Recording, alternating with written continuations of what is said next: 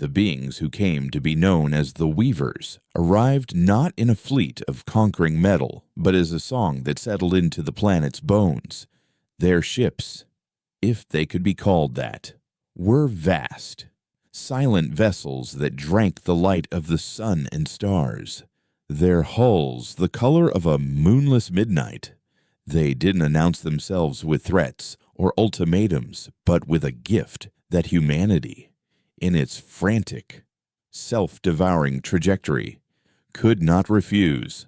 From one day to the next, the smog-choked skies over Los Angeles and Delhi cleared to a brilliant, impossible blue. The great Pacific garbage patch, that floating continent of human shame, simply dissolved. Its plastic polymers unraveled into harmless, inert compounds by unseen forces. In the Sahel, gentle, life-giving rains began to fall, turning cracked earth into a sea of nascent green. They offered no explanation, no demand for tribute, only a single, resonant message that bloomed simultaneously in every human mind, in every language, a chord of pure, empathetic logic. The dissonance has ended. We are composing the harmony. Dr. Kenji Tanaka was one of the first to feel the wrongness of it, a subtle discord beneath the sweeping planetary symphony. As the lead atmospheric physicist at the Mauna Loa Observatory, his life had been dedicated to charting the chaotic, beautiful dance of Earth's weather. He knew the planet's breath, its moods, the way a low-pressure system over the Aleutians could paint sunsets in Africa weeks later. He lived by the gospel of the butterfly effect, the sublime, unpredictable interconnectedness of it all. Now, the chaos was gone. The jet stream, once a writhing, capricious river of air, had straightened into a perfectly predictable, gently flowing current.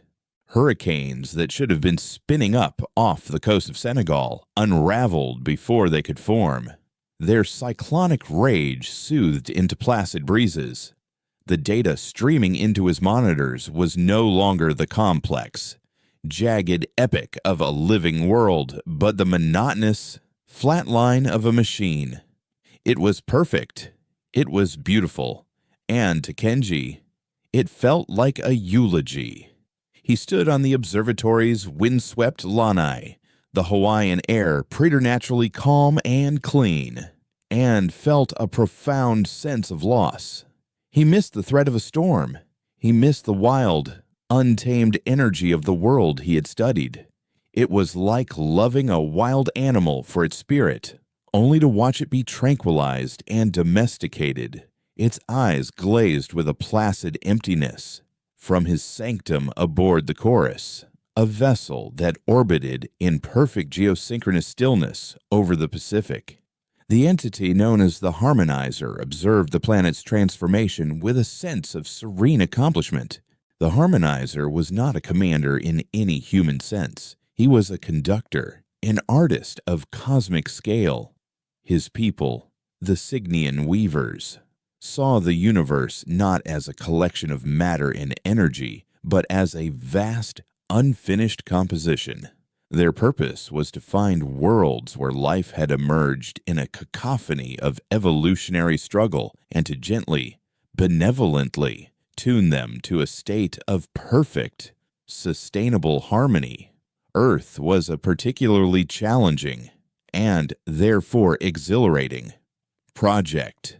Its dominant species was a marvel of contradictions, capable of breathtaking artistry and staggering self-destruction, a species that composed symphonies while poisoning the very air it breathed.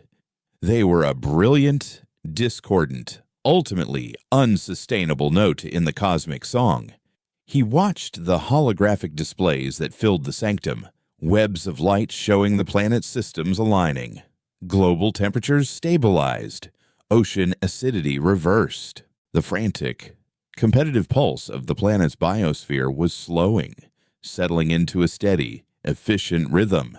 His assistant, a younger weaver named Lyra, who specialized in xenohistoriography, shimmered into existence beside him, her form a swirling constellation of soft, silver light.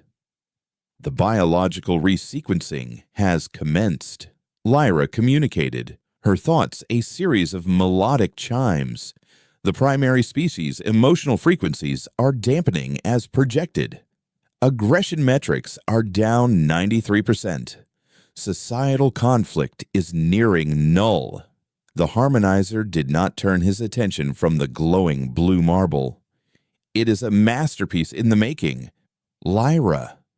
We have taken their frantic, screaming noise and are shaping it into music. Lyra hesitated, a flicker of dissonance in her own harmonious form. Their art has also diminished, she noted. Global creative output, as measured by their digital networks, has fallen to near zero. Their music is simpler, their literature less complex. The passion, the chaos that seemed to fuel their creativity is gone. The harmonizer's own light pulsed with a gentle, paternalistic calm, a necessary casualty. The fever of passion must break for the patient to heal. Unfettered emotion is the source of their dissonance. We are not destroying them. Lyra, we are elevating them, freeing them from the tyranny of their own chaotic hearts. But Lyra had studied the archives of their past works, the faint, ghostly records of the billion-year-old Cygnian mission. She had read the footnotes on projects that had failed, worlds that had rejected the harmony. The records were always fragmented, censored by the serene, unwavering logic of her people. But she had pieced together a disturbing pattern. It was always the worlds with the most complex, interconnected biospheres, the ones with a dominant species that possessed a deep, almost mystical bond with their planet, that resisted in unpredictable ways. The archives speak of symbiotic resonance, she projected softly, a state where the consciousness of the dominant species is intertwined with the planetary system itself. Our models do not fully account for such a variable. The harmonizer finally turned, his form a towering column of golden light. That is myth, Lyra, sentimental data from a less enlightened age. A planet is a complex system, but it is a system nonetheless. It does not feel. It does not have a will. We are the will. We are the healers. Now, watch. The final conduit is about to activate. On the ground, in a small, cramped apartment in Rio de Janeiro, a woman named Eliana felt her spirit dying. For 20 years, she had been a force of nature in the city's samba scene, her body a vessel for the thunderous, joyful rhythm of the drums. Samba was more than music to her. It was the city's pulse, the chaotic, life-affirming heartbeat of her people, a celebration of survival and passion born from centuries of struggle. Since the arrival of the Weavers, whom the world had come to call the benefactors, the music had faded. The street parties were quieter, more orderly. The wild, ecstatic release that had once defined carnival was replaced by a polite, placid gathering. The change had happened in her own heart as well. The fire that had always driven her to dance, to lose herself in the beat, had been reduced to a pilot light. She felt calm. She felt content.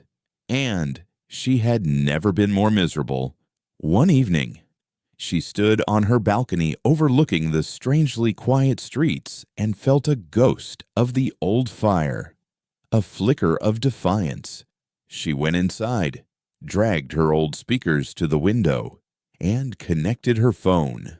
She scrolled through her music, past the new, serene melodies that now dominated the airwaves, and found an old recording, a raw, unpolished track from a street carnival years ago.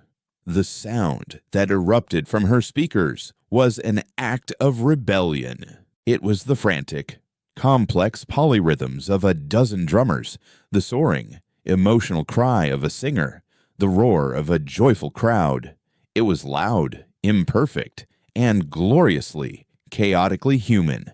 For a few blocks, heads lifted, people stopped their calm, orderly strolls, and looked up, their expressions confused, as if hearing a language they had almost forgotten. A few older people tapped their feet, a phantom limb of memory twitching in response to the beat. Then, the response came. It wasn't a sound, but a feeling.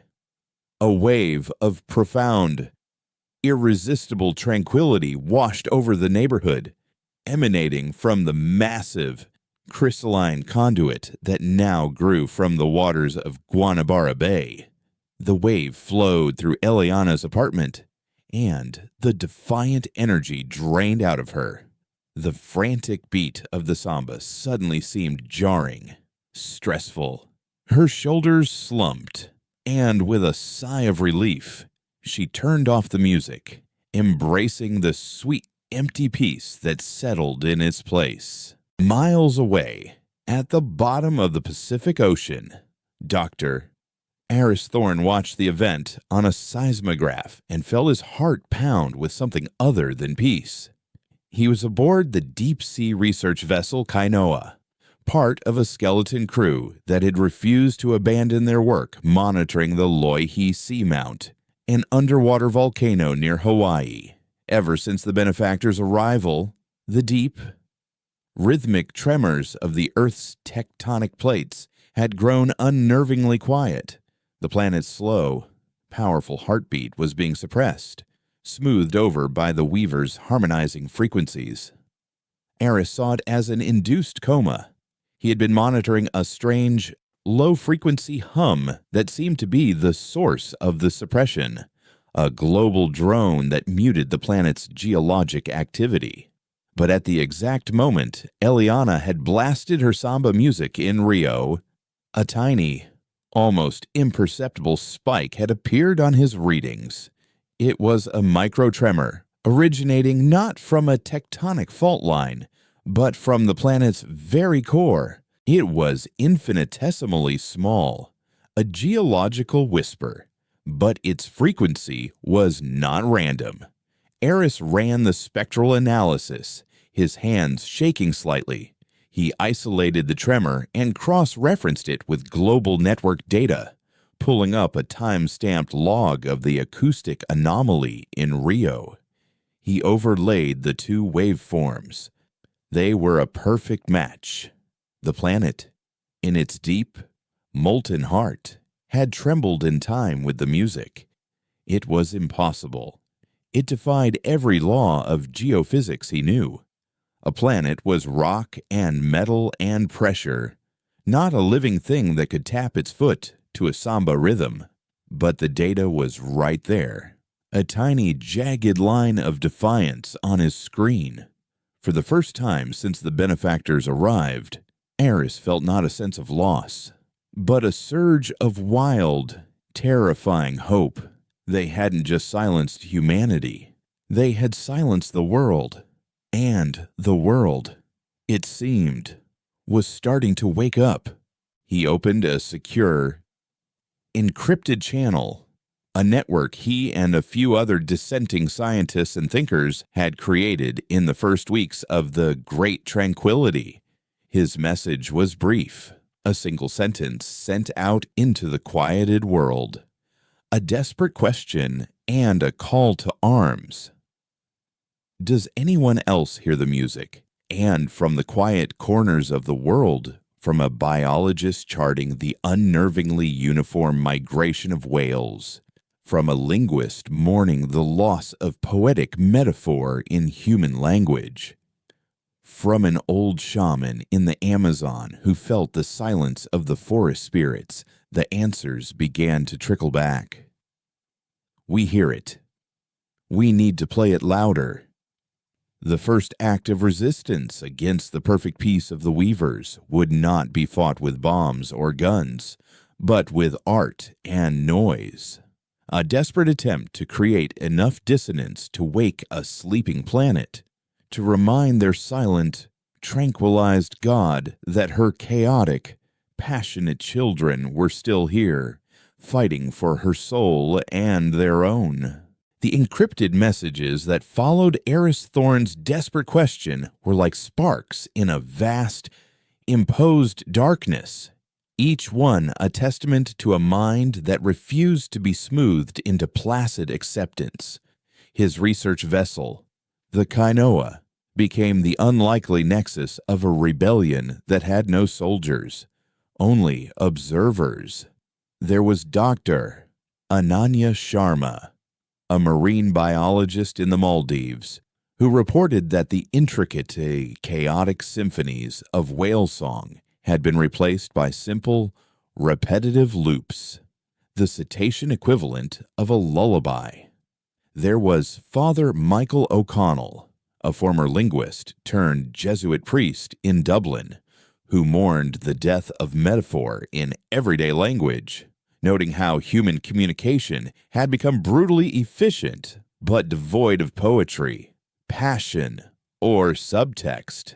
And there was Kenji Tanaka, whose own observatory felt like a mausoleum for a dead god, the once unpredictable sky now a perfectly functioning, soulless machine. Eris, a man accustomed to the immense, slow patience of geology, found himself a reluctant leader, collating their fragments of dissent into a coherent theory. The Weavers, in their quest for harmony, had misunderstood the very nature of life on Earth. They saw the planet as a machine to be tuned, and humanity as a faulty component to be recalibrated. They failed to grasp that the chaos was the system, the unpredictable weather, the violent tectonics, the messy, emotional, illogical fury of human art and ambition. It wasn't a flaw. It was the engine. He theorized that humanity acted as the planet's consciousness, its nervous system, our collective emotional state, our songs, our stories, our rage, and our love were not just phenomena occurring on the Earth, but were an integral part of its own dynamic existence. The Weavers hadn't just put humanity to sleep, they had tranquilized the planet itself. The Samba tremor was the proof, the first twitch of a dreaming giant. Now, they had to see if they could make it open its eyes. The plan they formulated was audacious, a coordinated act of global artistic vandalism they codenamed the Crescendo. Their goal was not to attack the Weavers' crystalline conduits or their silent, watching ships, but to bypass them entirely and speak directly to the planet in the only language it seemed to understand: raw, unfiltered, complex dissonance. At a precisely coordinated time, they would unleash a simultaneous, global broadcast of the most chaotic, passionate, and unpredictable artifacts of human culture they could find. From the serene, light-filled sanctum of the chorus, the harmonizer observed the preparations with a detached, almost bored sense of omniscience. The Weaver's technology was not limited to suppressing emotion. It was woven into the very fabric of human information networks. He could see the encrypted data packets, the furtive planning of this dissonance network. He saw it not as a threat, but as a final, predictable symptom of the disease he was curing. They gather their broken noises. He communicated to Lyra, his golden form unwavering as he gestured towards a holographic representation of Earth's data streams, where a few faint, Rebellious threads of light were beginning to converge. It is the last fever spasm before the patient's temperature returns to normal. Our system is designed for this. The conduits will simply absorb the emotional surge, converting the dissonance into stable, harmonious energy.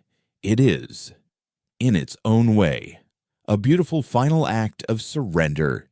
They are giving us their chaos to dispose of. Lyra watched the same data streams, but her focus was elsewhere. She had recalibrated her sensors to monitor the deep Earth frequencies, the symbiotic resonance the archives had warned of.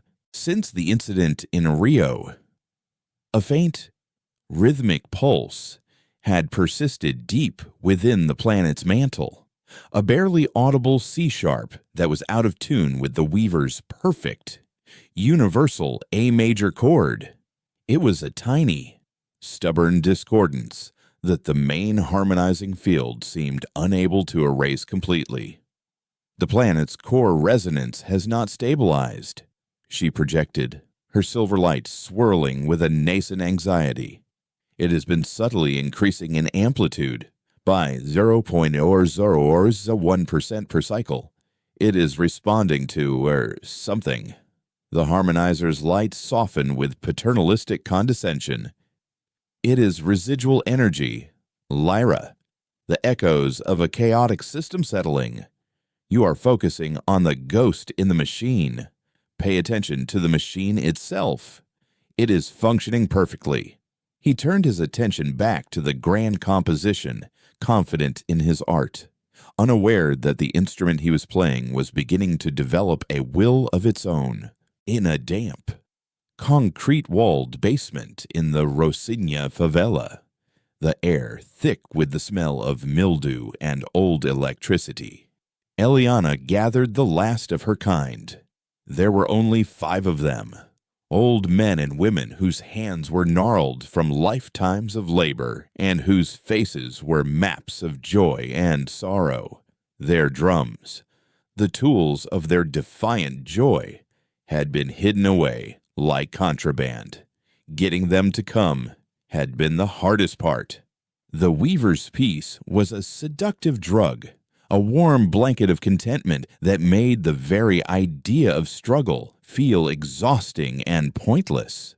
But in each of them, Eliana had found that same pilot light she felt in herself, a flicker of memory of what it felt like to be truly, painfully, gloriously alive.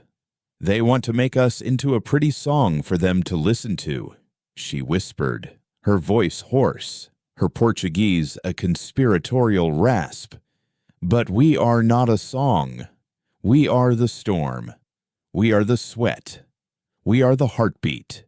We play for our mother who sleeps. We play to wake her up. They began hesitantly. Their hands were stiff, their sense of rhythm dulled by the imposed calm. The first beats were clumsy, out of sync. The harmonizing field washed over them, a psychic pressure urging them to stop, to rest, to embrace the tranquility. It felt like trying to run through deep water. But then one of them, an old man named Mateo with cataracts clouding his eyes, closed them and found a rhythm from deep in his memory. It was the batucada, the wild, thunderous heartbeat of carnival. He struck his drum, a sharp, defiant crack that cut through the psychic haze. Another drummer joined, then another. Eliana felt the fire catch. She grabbed her own drum, her hands finding the familiar skin, and she poured all her grief, her rage, and her desperate stubborn love for her broken, beautiful world into the rhythm.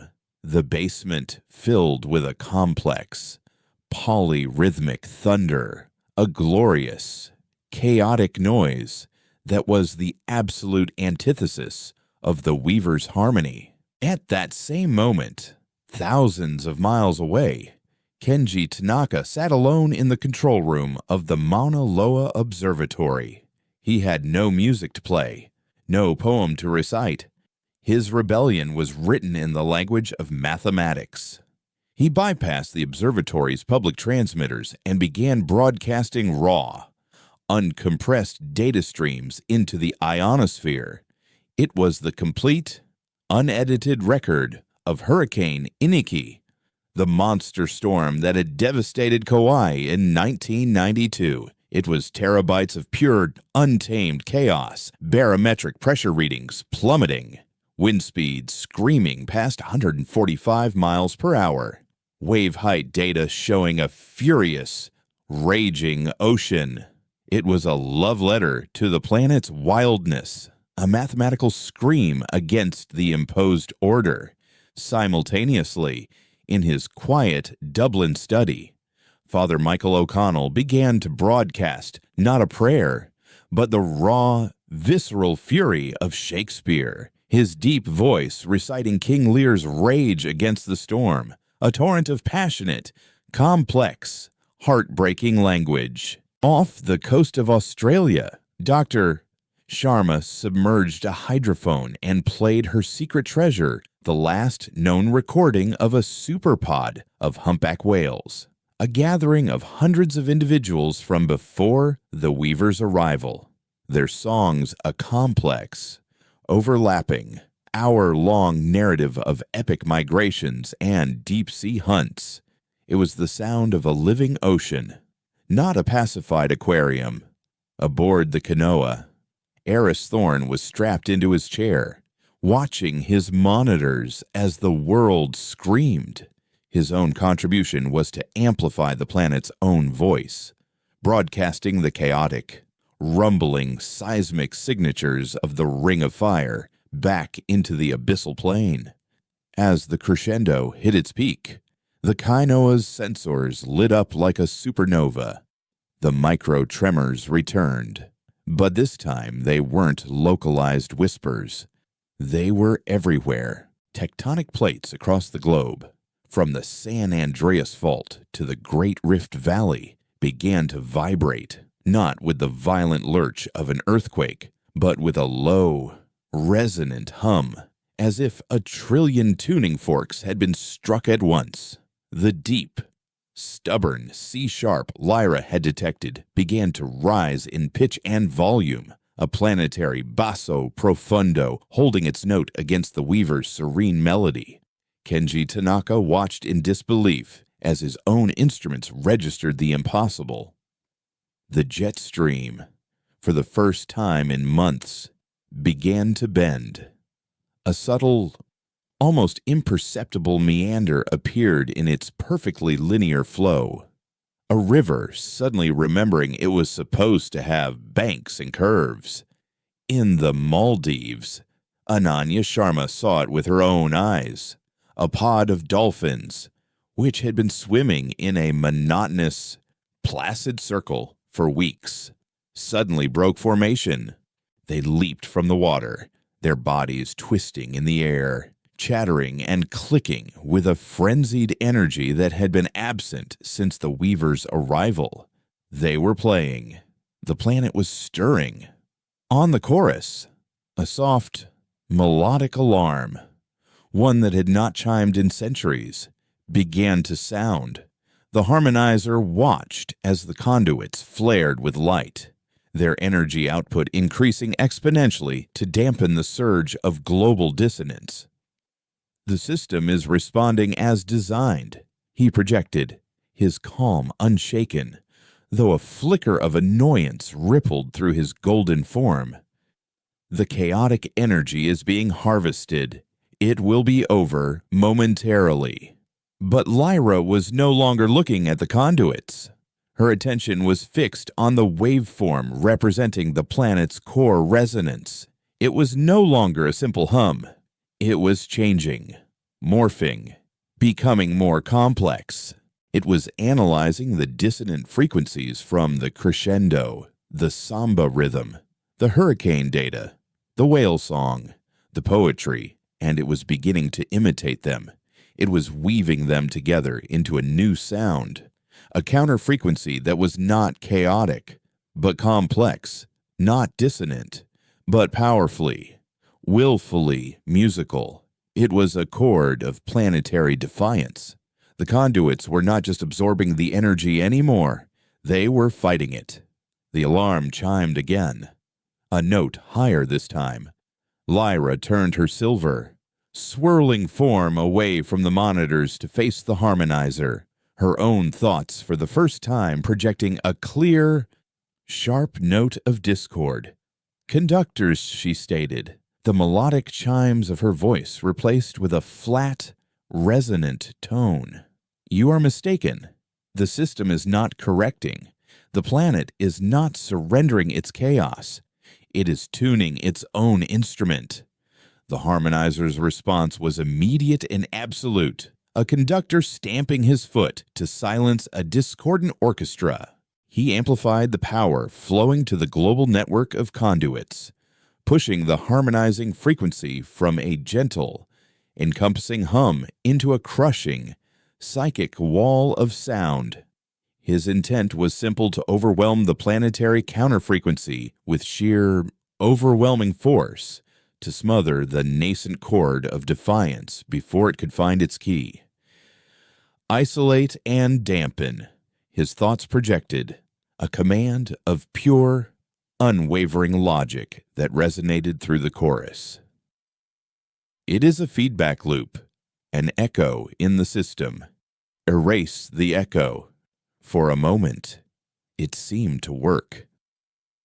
On the Kainoa, Eris Thorne watched the global tremor map flicker, the resonant vibrations of the tectonic plates faltering under the immense pressure. In Dublin, Father O'Connell felt a wave of mental exhaustion, the passionate verses of Shakespeare feeling suddenly hollow and tiring in his mind. The planet, and the small band of humans who had awakened it, seemed to take a collective, strained breath. But the silence that followed was not the serene emptiness of the Weaver's peace. It was the tense, coiled silence of a predator gathering itself to spring. Then, the planet answered back, not with noise, but with light. From his vantage point on Mauna Loa, Kenji Tanaka gasped, his hands flying over his console not to analyze data, but to simply capture the impossible image unfolding on his monitors. The auroras, normally confined to the polar regions, were igniting across the globe. Vast, shimmering curtains of green and violet light rippled over the equator, their movement not the random dance of solar winds, but a structured, pulsing rhythm. They pulsed in time with the deep C-sharp of the planet's core, a visual representation of its defiant heartbeat. They were beautiful, but Kenji knew they were also weapons.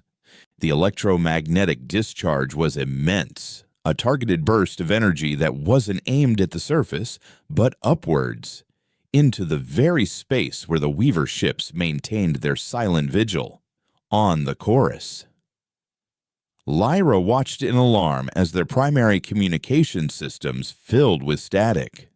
"The ionosphere is hypercharged," she reported, her silver form flickering with the interference.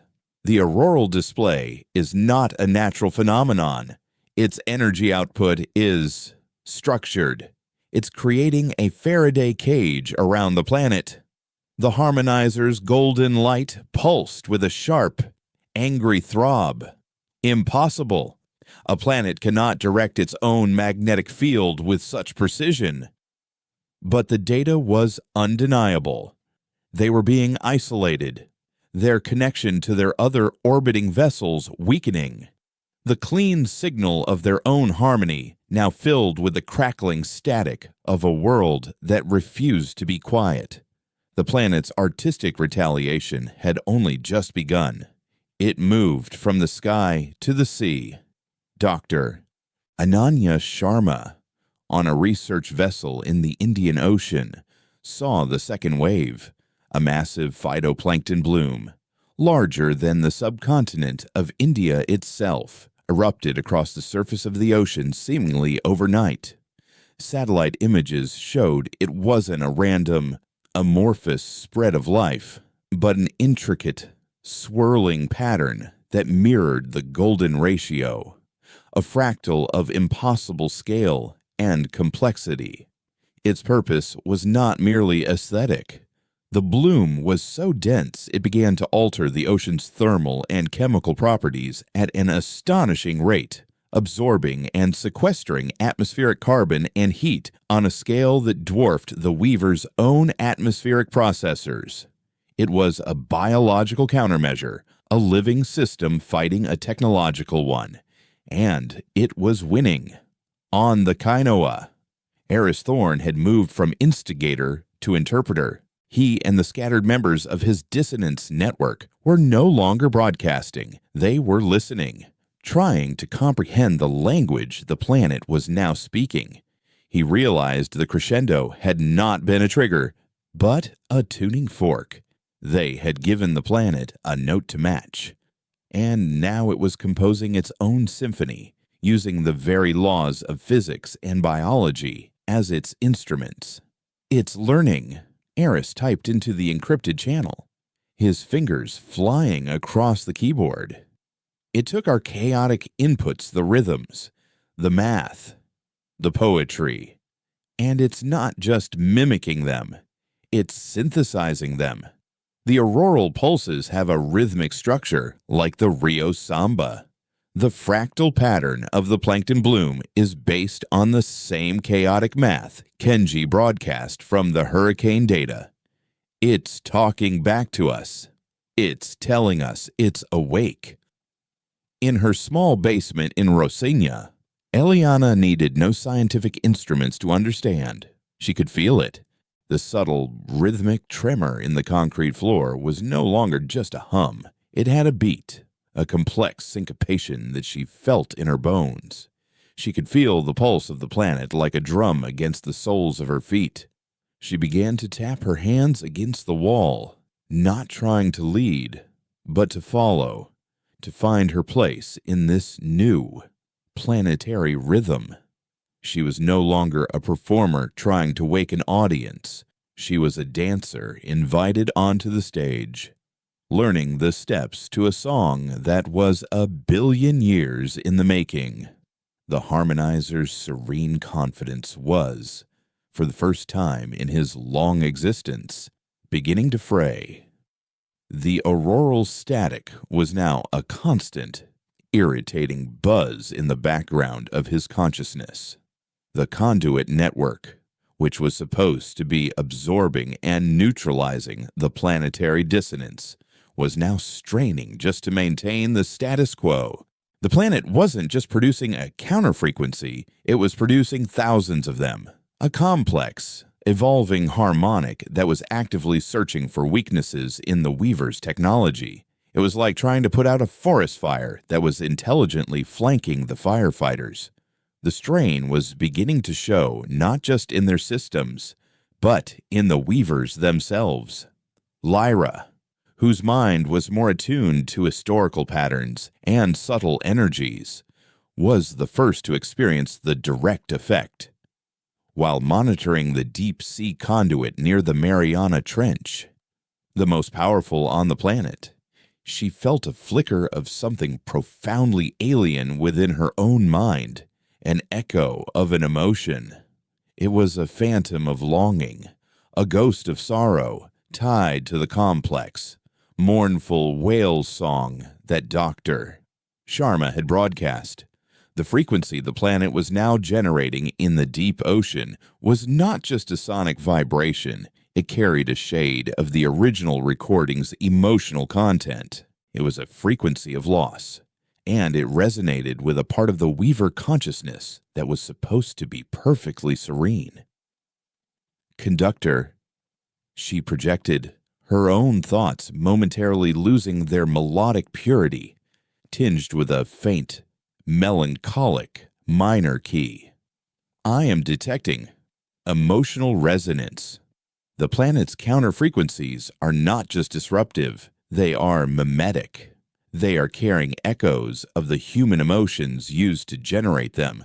They are bypassing our technology and interacting directly with our consciousness.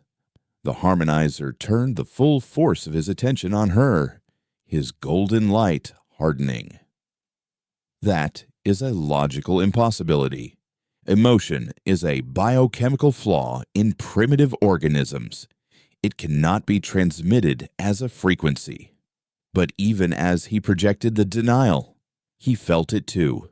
A low, persistent thrum of irritation. A psychic friction that mirrored the relentless beat of Eliana's drums. A rhythm of stubborn, illogical persistence. He was a being of pure, dreamy, placid logic. And for the first time, he felt something akin to annoyance. The planet wasn't just fighting back. It was getting under his skin. It was then that Earth escalated its attack from a symphony of disruption to a single, focused, devastating crescendo. The target was the Mariana Conduit, the linchpin of their deep ocean harmonizing field. Eris Thorne saw the prelude on his seismographs, a swarm of deep-sea tremors. But they weren't chaotic. They were converging, focusing on a single point, miles beneath the surface of the Pacific. At the same time, Ananya Sharma's biosensors went wild. Every bioluminescent organism in the trench, from the smallest bacteria to the ancient, alien-like anglerfish, began to glow in a synchronized, rhythmic pulse, turning the blackest depths of the ocean into a strobing, silent disco of blue and green light. The planet was marshaling its army. The final act was a masterpiece of physics. The focused seismic vibrations, combined with an immense thus targeted pressure wave generated by the coordinated movement of deep-sea currents, created a phenomenon known as cavitation. Billions of microscopic bubbles formed in the water around the Weaver conduit. And then, on a single, perfectly timed planetary pulse, they all imploded at once. The resulting shockwave, focused with pinpoint precision, was more powerful than any conventional weapon. It struck the massive iriso crystalline structure of the conduit, not with the brute force of an explosion, but with the focused, shattering power of a perfectly pitched note breaking a glass. On the chorus, a piercing shriek replaced the melodic alarm. The holographic display of the conduit network went dark, a gaping hole appearing in their Pacific grid. The harmonizer stared at the void, his golden light dimming for a fraction of a second. The deep, planetary rhythm, the stubborn C-sharp, surged into the silence, its volume doubling, no longer a whisper, but a clear, resonant voice. The harmonizer had come to Earth as a conductor, serene and superior, to bring a chaotic orchestra to heal. He looked at the gaping hole in his perfect system, felt the phantom, irritating pulse of a human drumbeat in his own mind, and understood with a chilling certainty that his baton had been broken. He was composing a harmony for a world that had just revealed itself to be the composer. The destruction of the Mariana conduit was not merely a tactical victory for Earth. It was a fundamental shift in the nature of the conflict. The gaping hole in the Weaver's harmonizing grid acted like a broken dam, allowing the planet's raw, chaotic energy to surge back into the global system. For the first time in months, the world felt a flicker of its old, unpredictable self. Off the coast of California, a fog bank, thick and wet and smelling of salt, rolled inland a perfectly normal, mundane weather event that felt like a miracle. In the heart of the Amazon, the constant, gentle rainfall gave way to a sudden, violent thunderstorm, and the shaman who had answered Eris Thorne's call wept as he felt the furious, cleansing energy of the lightning. The change was most profound for humanity. The psychic pressure that had blanketed the globe, making passion feel like a chore and ambition like a disease, was now riddled with static.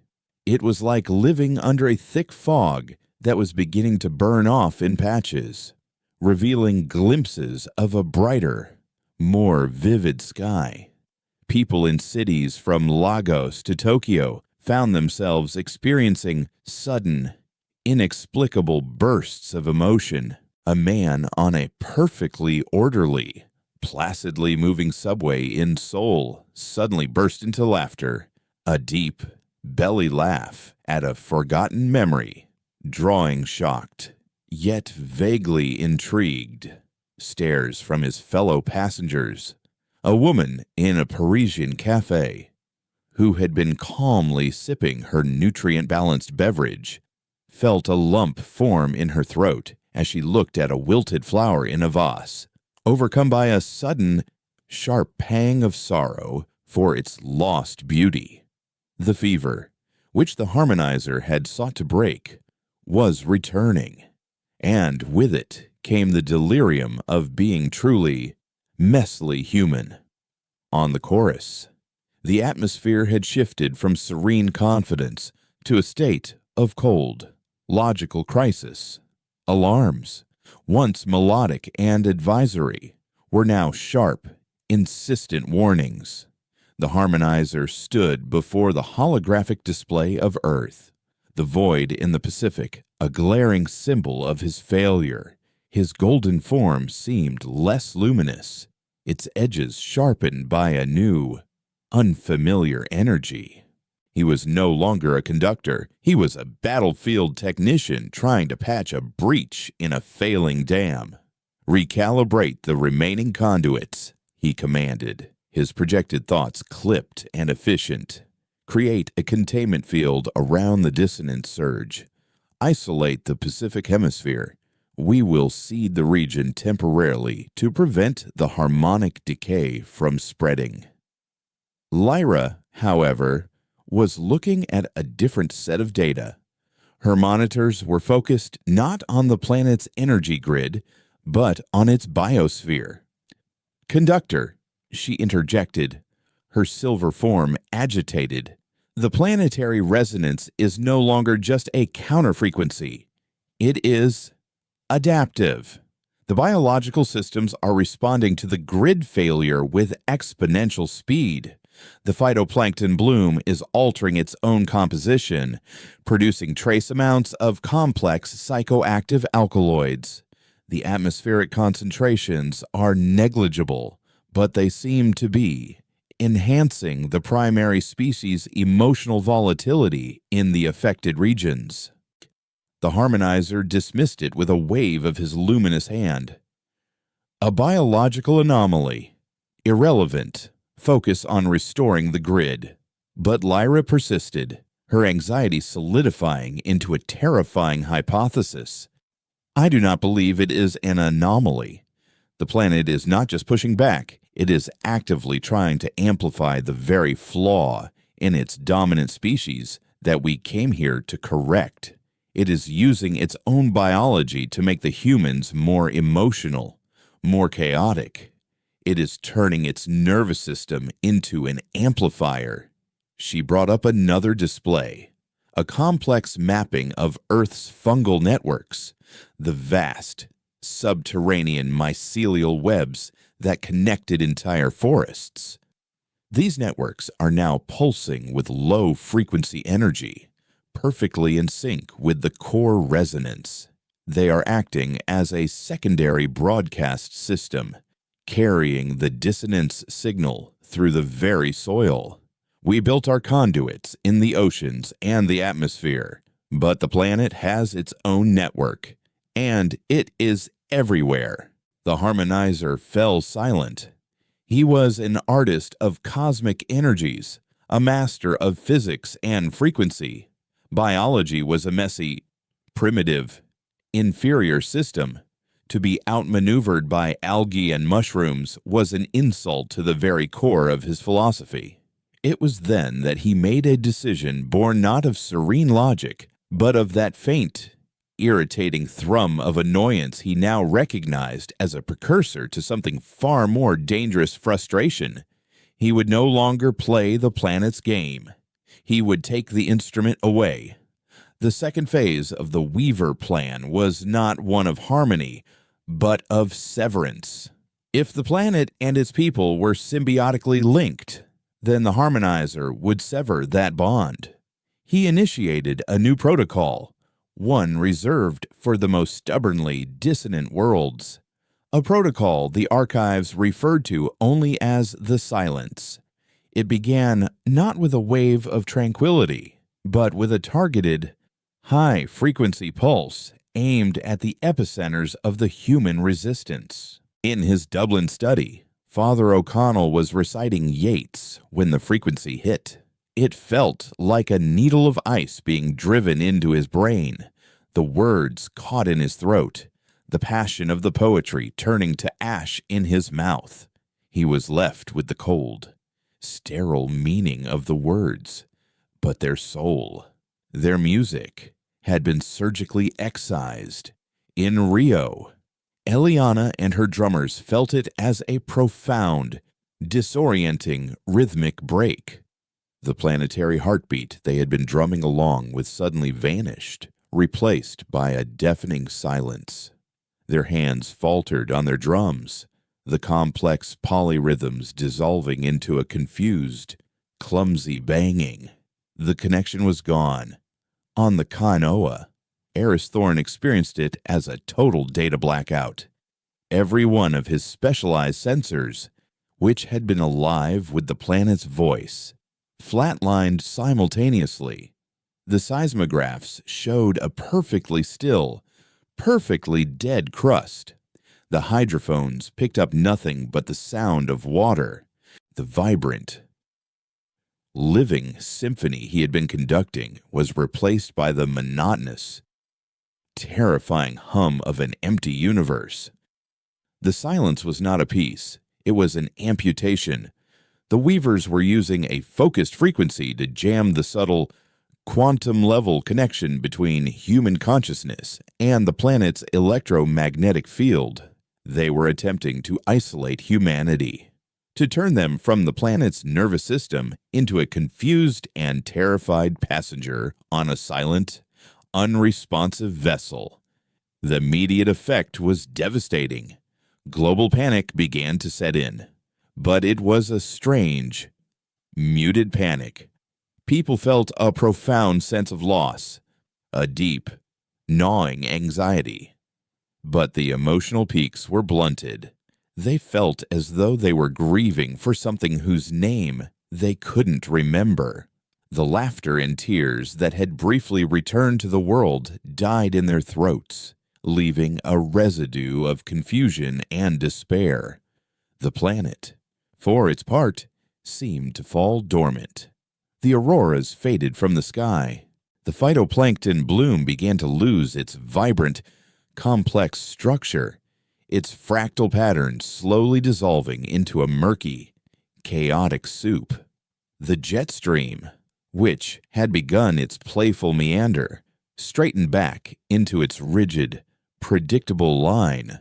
The world was holding its breath, waiting. The Harmonizer watched the effects of the silence with a grim sense of satisfaction. The planetary resonance had vanished from his instruments. The emotional outbursts among the human population had ceased. The system was stabilizing, albeit through a far more brutal method than he would have preferred. "The bond is severed," he projected to Lyra. "The primary species is now isolated. We can proceed with the final stages of harmonization without planetary interference." But Lyra was watching the humans. She had tapped into their global information network, not to monitor their technology, but to observe their response. They were confused. They were afraid.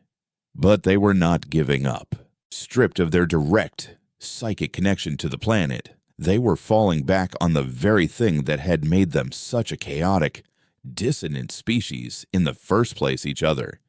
In the absence of the planetary rhythm, Eliana and her drummers did not despair. After the initial shock, the old man, Mateo, closed his eyes and began to tap out a simple, steady rhythm on the edge of his drum. It was not the planet's heartbeat. It was his own.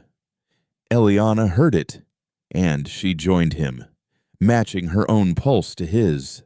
One by one, the others found the rhythm, their own individual, fragile, human heartbeats, and they began to weave them together, creating a new music, a song not of planetary power, but of communal, defiant survival.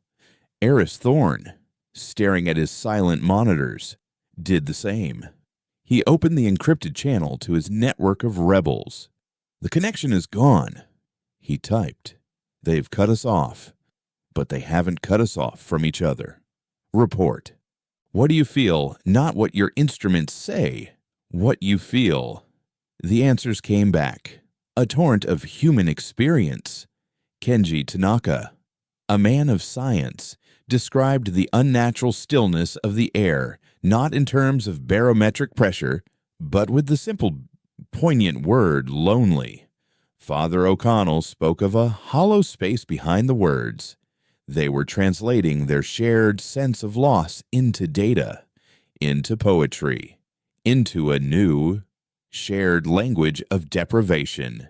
They were rebuilding the bond, not with the planet, but between themselves, person to person, a network of souls refusing to be silenced.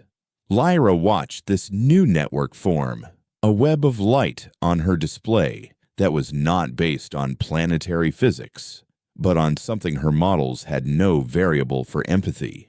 And she realized the harmonizer had made a catastrophic error. He thought he had amputated the planet's nervous system, but all he had done was force that nervous system to become self-aware. "Conductor," she projected a new, urgent tone in her thoughts. "Look at their information exchange, the complexity, the emotional data density. It is increasing, not decreasing. They are creating their own resonance, independent of the planet. They are building a new bond."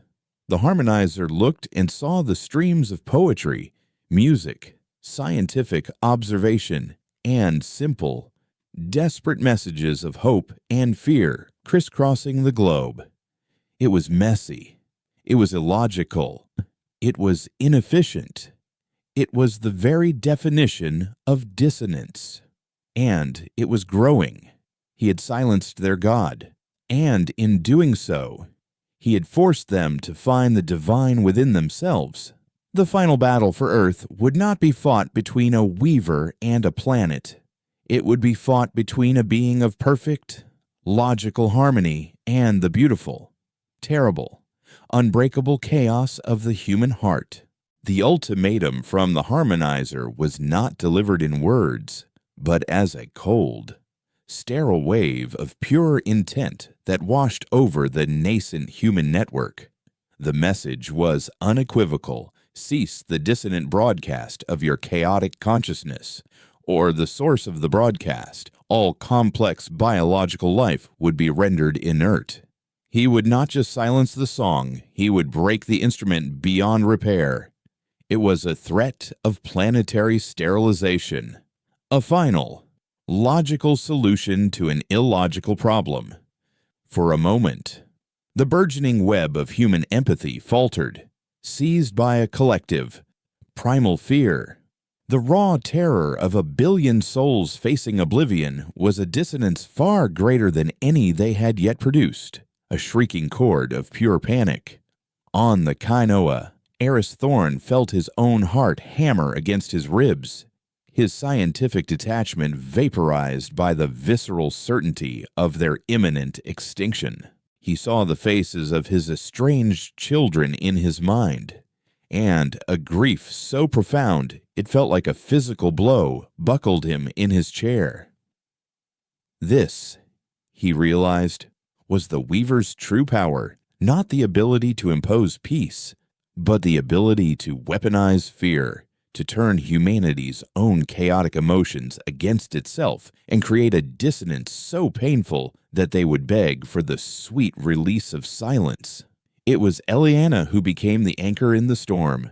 In her Rio basement, surrounded by her small band of drummers, she felt the global wave of terror as a chaotic, panicked rhythm that threatened to tear their fragile, man-made beat apart. Her first instinct was to stop, to cower. But then she looked at Mateo's face, etched with the deep lines of a life lived through struggle, and she felt something else rise up against the fear, a stubborn, irrational fury. They had taken her city's joy. They had tried to steal her soul. Now they threatened to take everything. Her hands, which had faltered, tightened on her drum.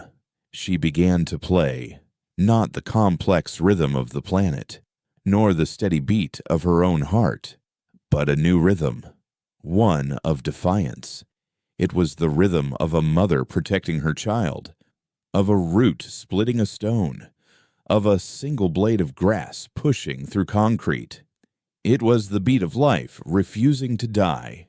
She poured her fear, her rage, and her fierce, desperate love for her world into that simple, powerful rhythm, and she sent it out not to the silent planet, but to the network of minds she could now feel listening.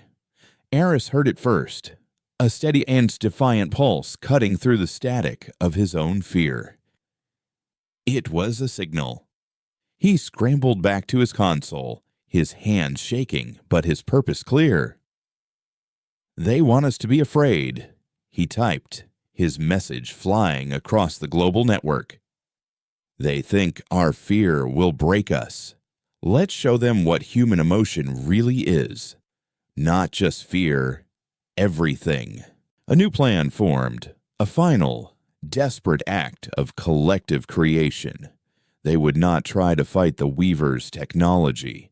They would not try to reconnect with the silenced planet. They would turn their focus outward and upward, and they would give the harmonizer exactly what he had been trying to suppress. Not as a whisper, but as a scream. They would broadcast themselves. On the chorus, Lyra watched in astonishment as the nature of the human network transformed. The chaotic, shrieking frequency of global fear began to coalesce, to organize. It was being shaped by the steady, defiant rhythm emanating from South America. Other signals began to weave into it. Kenji Tanaka stopped trying to analyze the dead atmosphere and instead began broadcasting his own memories, the feeling of the wind on his face as a child, the mathematical beauty of a single snowflake, the gut-wrenching awe of watching a volcanic eruption. Father O'Connell broadcast not just poetry, but the raw, unfiltered prayers of his parishioners, prayers of grief, of hope, of gratitude, of doubt. Dr. Sharma broadcast the complex, loving social interactions of a dolphin pod she had spent a decade studying.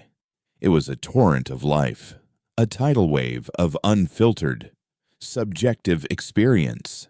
It was the love for a dying pet, the bitterness of betrayal, the quiet joy of a shared meal, the fierce pride of watching a child take its first step, the agony of loss, the illogical hope for a better morning. They gathered every facet of their messy, beautiful, terrible existence and focused it into a single, coherent beam of psychic energy aimed directly at the Weaver ship. The broadcast struck the chorus with the force of a solar flare. The ship's defensive systems, designed to filter energy and radiation, were useless. This was not an attack on the hull, it was an invasion of the soul. For Lyra, it was overwhelming. She experienced 1,000,000 lifetimes in a single second. She felt the searing pain of a burn and the tender coolness of a mother's hand. She understood the logic of a sacrifice for a loved one, a concept that had been a mere anthropological curiosity. The perfect, serene melody of her consciousness was shattered by a symphony of love, hate, joy, and sorrow. It was painful. It was chaotic. It was the most beautiful thing she had ever witnessed. She understood in that instant that her people were not healers. They were archivists, collecting dead, silent worlds. They had mistaken the quiet of the grave for the harmony of peace. The harmonizer, however, could not process the onslaught. His consciousness, a perfect, crystalline lattice of pure logic, was bombarded by the ultimate irrationality. He experienced the ferocious, illogical love of a parent for a child, and it registered as a system error. He felt the profound, aching grief of 1,000 funerals, and it created a paradox in his serene mind. He was a being who had eliminated all dissonance from himself, and he was being force-fed the concentrated essence of it. His golden form began to flicker violently. The ship's systems, extensions of his own consciousness, began to fail. Lights strobed. Alarms, no longer melodic, shrieked in a dozen discordant keys. The silence frequency, which required immense concentration to maintain, faltered and died. His mind, the mind of a god, was breaking under the sheer, unquantifiable weight of what it meant to be human. It is a flaw, a chaotic, unsustainable. His projected thoughts stuttered, broken, before dissolving into a scream of pure static. His golden form imploded, not in an explosion, but in a silent implosion of light, leaving a void where he had stood. The ship, its conductor gone, fell silent. Lyra, her own mind reeling but intact, looked at the empty space where her leader had been. He hadn't been destroyed by a weapon. He had been refuted by an axiom. His core belief had been proven false, and his entire existence had collapsed. She looked at the image of the blue and white world, no longer a patient to be cured, but a teacher of a terrible and profound lesson. She did not take the harmonizer's place. Instead, she broadcast a single, simple frequency to the other Weaver ships hidden in the darkness of space. It was a new song, a simple, mournful melody in a minor key, tinged with the ghost of human sorrow. It was the sound of a retreat on Earth. The silence ended. The first sensation was a deep, collective sigh of relief as the planetary connection, tentative and weak, flickered back into existence. It was different now. The bond was no longer an unconscious symbiosis. It was a conscious partnership, forged in shared struggle. Eliana felt the planet's heartbeat return, a slow, deep thrum beneath her feet, and she answered it with the beat of her own drum, a conversation beginning between two old friends. Eris Thorn watched his monitors spring to life, the jagged, beautiful lines of a living planet sketching themselves across his screens. He knew he was not just reading data anymore. He was reading the poetry of a world that had fought for its own voice. Across the globe, the perfect, placid skies began to cloud over. A gentle, beautifully unpredictable rain began to fall on the sterile, orderly streets of London. In the Pacific, a new storm, a glorious, chaotic vortex of wind and water, began to spin up, its untamed energy a promise and a warning.